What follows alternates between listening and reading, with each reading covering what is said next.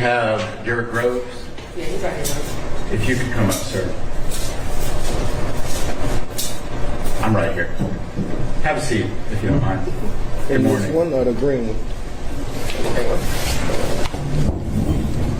So, sir, I'm Judge Wolf. This is your extradition. I'm going to go over your rights so you can decide whether you want to waive extradition or not.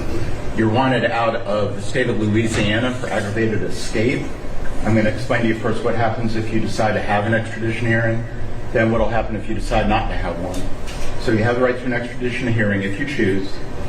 You have the right to hire an attorney to prepare for and conduct that hearing. If that's your choice, I will postpone the hearing for a reasonable time, 60 to 90 days, for you to obtain counsel.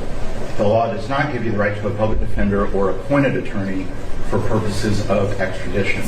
If you choose to have the hearing, I will restate your case 60 to 90 days to allow your attorney to prepare for the hearing.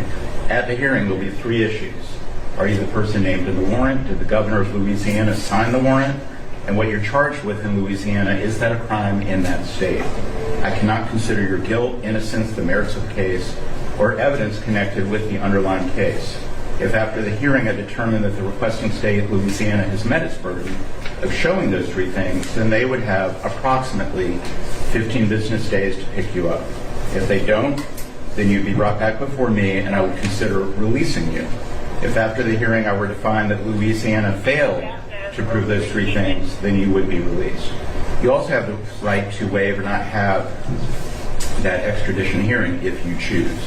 If you waive your hearing, then Louisiana has approximately 15 business days from today to come get you. If they don't, then you'd be brought back before me and I would consider releasing you.